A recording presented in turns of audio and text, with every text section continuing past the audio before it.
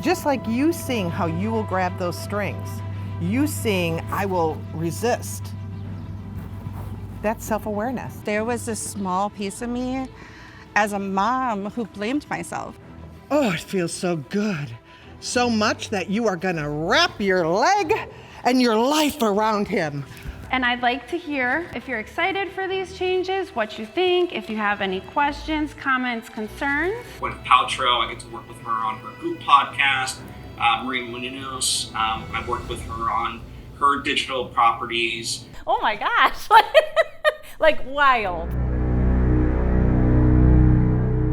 Yola and Marissa were really rocking the 5 levels of consciousness. In fact, they got to level 3, self-awareness. But that's like Psych 101 in a rocking chair. And I promised you more than that.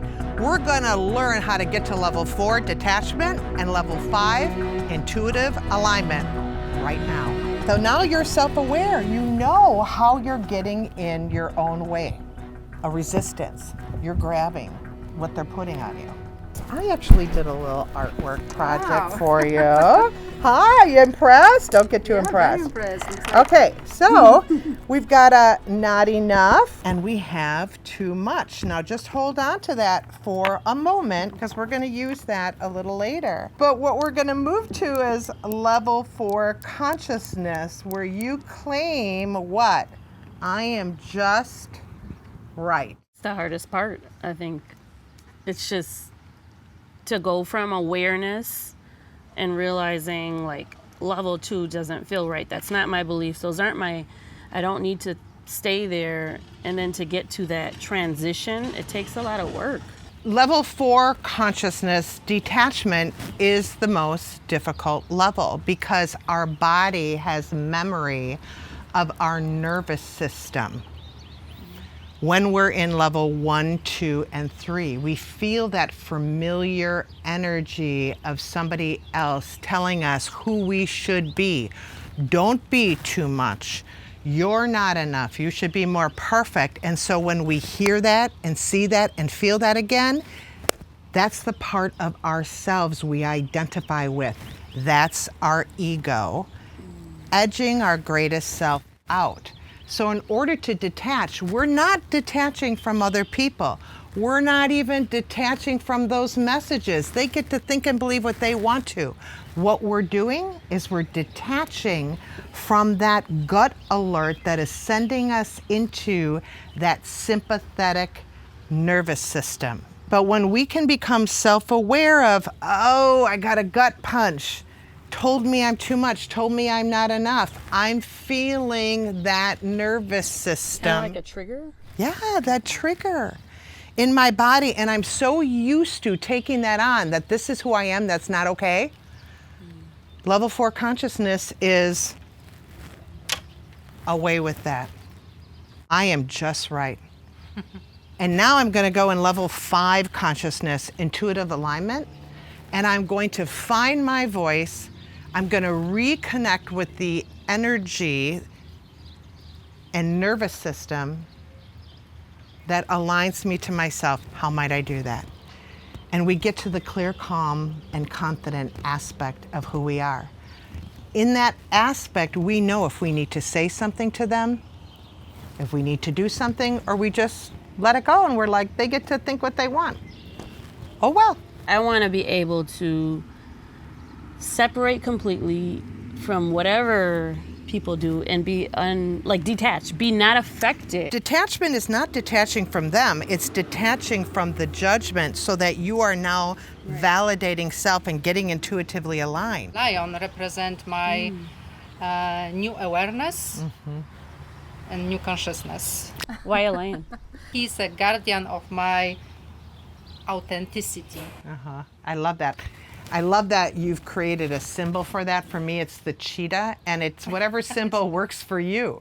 Looks like we both like cats. Yeah, and for you, it doesn't have to be an animal. Maybe it's just a ballerina dancing. It's a symbol. It's an illustration of you in your freedom. Freedom to be courageous, to be you. I love that. So this is your moment to stand in your truth, Marissa, and really claim that you are just right.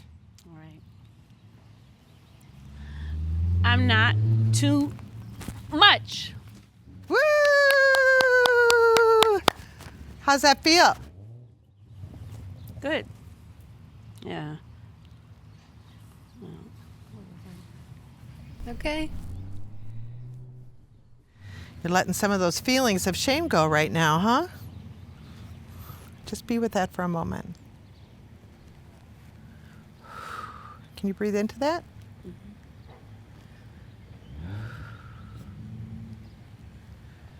Good. Okay, Yola, it's your turn. This is your moment of truth. Wonderful.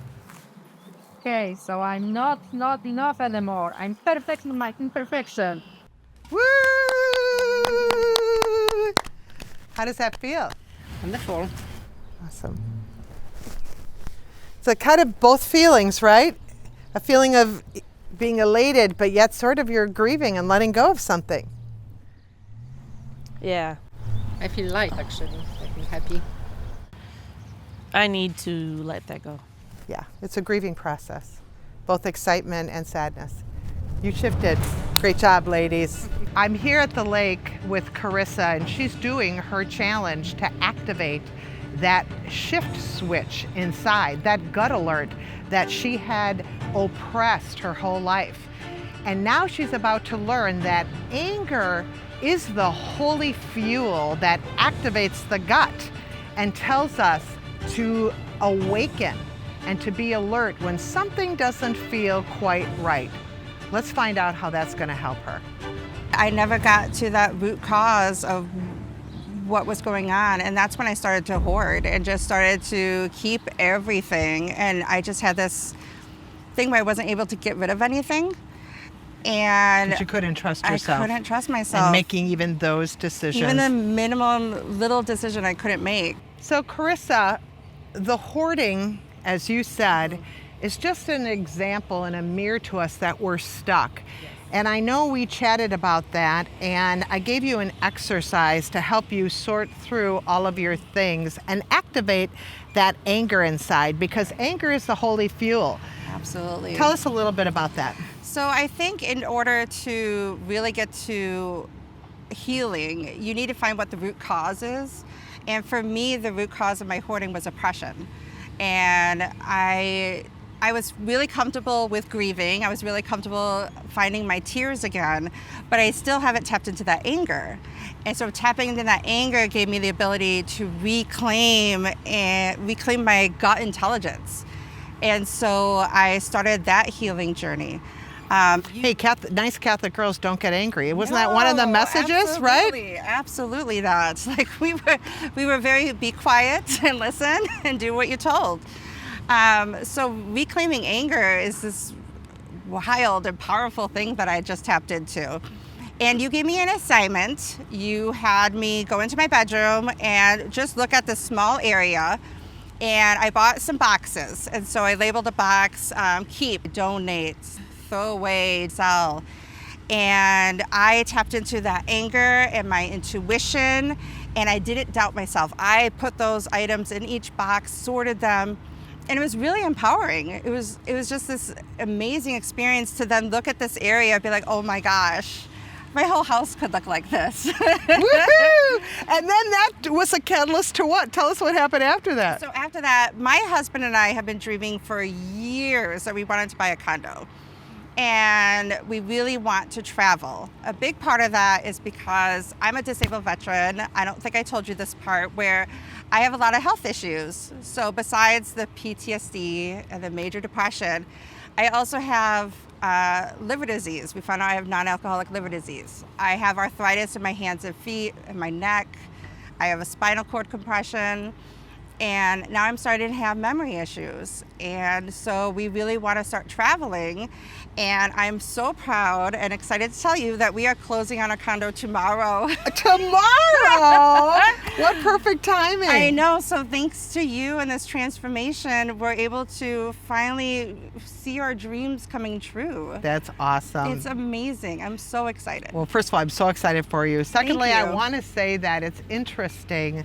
These things that you mentioned were physical ailments like depression, starting to lose your memory. I'm a big believer in mind, body, spirit.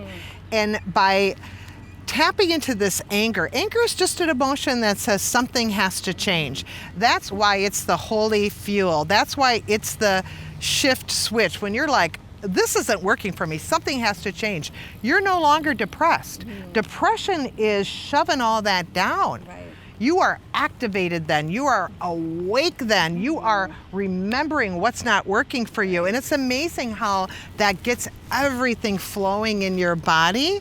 The neurons, the neurotransmitters, and the hormones in the gut start coming up the vagus nerve, and they start feeding your brain. Wow. And it creates better health, emotionally, mentally, and physically. Amazing. So I'm happy for you. Thank you. Are you ready to detach from that old imprint of oppression? I am. If you had to come up with a little phrase that really encapsulated what it is you're detaching from, what would that be? I would say that would be oppression equals silence and shame. Perfect. Perfect. I brought you something. What if we actually wrote that on a piece of paper? Okay. And what if we actually burn that? Wow, that's powerful. And went to the beach and claimed this shift right now. That sounds amazing. I've lived this life with clipped wings, inherited wounds sewn into the lining of my skin, where priests glisten and nuns fade into shadows, and fathers decree with voices carved from frost. They taught me silence as salvation, that to be good was to vanish, to bury the tinder of rebellion beneath decades of sanctified shame. I swallowed the ache of every woman who came before me, their sacrifices fossilized in china cabinets and rosaries strung with broken promises. I wish I could have held you when your voice trembled in the dark. I wish I had run, barefoot, breathless, past their locked doors and whispered rules. I wish I had trusted the riot in my blood, the ancient pulse urging me escape. No more shall I live beneath the yoke of borrowed obedience.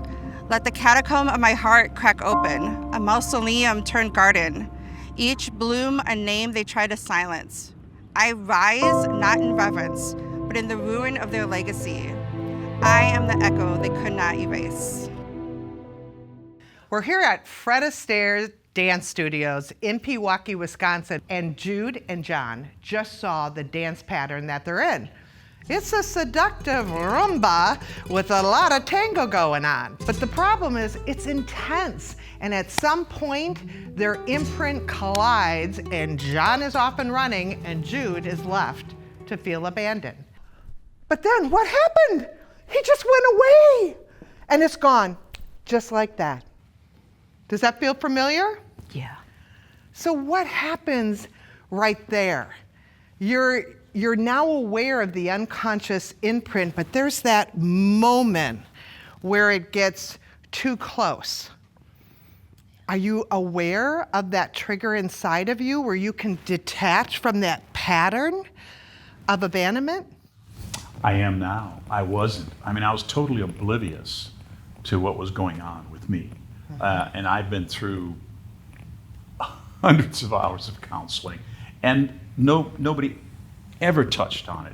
But all of a sudden, that imprint made total sense to me in terms of the actions I was taking towards Jude, and quite frankly, other people in my life as well. Because it all starts in the gut. A trigger in the gut that triggers that unconscious wound, and all the neurons, neurotransmitters, and hormones go up the vagus nerve, and they activate that unconscious imprint in the brain. How are you going to know when you're there? How am I going to know? Yeah. I want to know this moment. Come here, Sasha. Right here, Jude is feeling all good, and she wraps her leg around you because she's like, ooh, this is what I've always wanted. And there you go, push me away. Boom. She's like, what just happened? And then there's this look, and he starts to go away. What are you going to do in that moment, Jude, to detach from the old pattern where you panic in your abandonment mode? What are you going to do? I'm gonna breathe, number one. I'm going to, once I sense it, which is becoming more and more frequent for me, sensing that gut, stopping it with the breath. And then I actually need to take a second breath because I didn't breathe through my nose on the first breath. But I'll always like take that second in through my nose because that really slows everything down. I just kind of say, I can be kind through curiosity. What are you gonna do or say? I hope you're safe out there. I'm gonna be busy over here. Yeah. Dinah, what do you think? Very relatable. Went through the same exact thing with my boyfriend then, now husband, and there would be moments where that negative imprint, that abandonment wound, I would feel like he's here, he's with me, the Roomba dance, sexy, and then all of a sudden he's like, well, I gotta go to work. I got a fishing tournament I gotta go to, bye, but I love you. And me, I'm like, wait, where are you going? Don't leave me, because I got so attached. Yeah. And then once the stop technique that I learned from Susan, yes, you stop, you breathe, you tune in, observe, perceive. Once I learned all those steps, then I got to the point where I was like, oh, you're leaving? Okay, I'll be over here. I got things I gotta go do too. And it worked. So now what we're gonna do is Sasha and I are gonna show them a different dance pattern where they can stay consciously connected in their gut and notice how Jude has got her own life going on.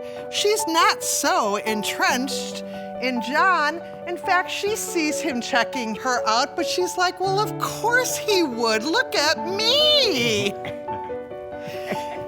And when he turns her out, she's like, perfect. I've got my own life and my own things to do. Are you ready to do the waltz? Totally. Let's do it together. Yeah.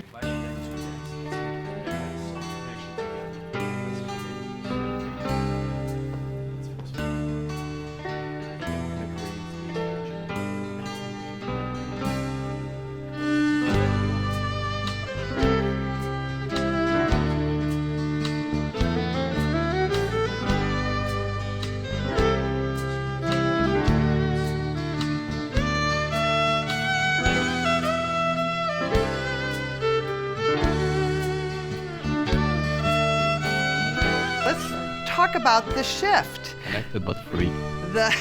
You just said it's connected but free. Notice the posture. We're connected in the gut. That's the unconscious brain. Our hearts are towards each other, but we're free. See how that works? I think it was maybe the third or fourth day that we were practicing. John was looking into my eyes and I could just see him falling in love with me. And it was the rush of just us being together. This dance is so analogous to the whole shift process. And just like that, John and Jude are waltzing into a new, healthier relationship. Remember the last episode when Jenna announced her Business Builder program? She was met with silence. Let's see how she shifts that and gets them engaged and moving forward to her legacy that she's trying to shift. I had a feeling you guys all might be wondering how this might affect your financial growth. So I listened to my gut and I prepared the Clearview Total Compensation and Benefits Package Overview I'll hand out for all of you. Now, as you see on here, and we talked about earlier, there's a raise in the future and bonus opportunities and kickbacks, as well as the fully funded, paid for life insurance and health insurance and matched contributions to the Simple IRA. So, we'll start here and go around to hear your comments. We'll start with you, Dad. All right, well, I feel this is a big increase in our business and our well-being, so I'm all for it. Awesome, thank you, I appreciate that. What do you think, Grandpa? I think you're doing a superb job. Thank you. Matt? I think it's a great concept, and yeah, it should be good to go through with it all. Yeah, can't wait to get you guys out there. Sounds good to me. Louis? Yeah, it sounds real good. Good plan. Awesome. Great job. Thank you. Thank you. Validation appreciated, but not needed. I got this. So, I know this has all been a big step for me, and Susan's been helping me overcome, the fear and, that validation that I seek. I always need to ask for other people's opinions or first. So, I'm making this big shift, and I'm ready to step into the shoes of the owner. It's about time. So, what did you guys think about my presentation today? Very good. I think the employees are going to love it. I sure hope so. It did help that I handed out that SWOT analysis earlier, because I got some feedback of what they're looking for. So. I also think you're doing an awesome job, and you got it handled very well, and I'm always there when phone call away. Yep. Soon to be retired, I hope. All right, well, thank you guys for your opinion, but this is probably the last time I'm gonna ask. I've really got this. Last on Shift, we saw Hallie set up her vision, goals, and some key activities to get her moving toward a mission. But now what we're gonna see is an LA expert, a filmmaker, a media expert who's gonna come in and help her brand her mission.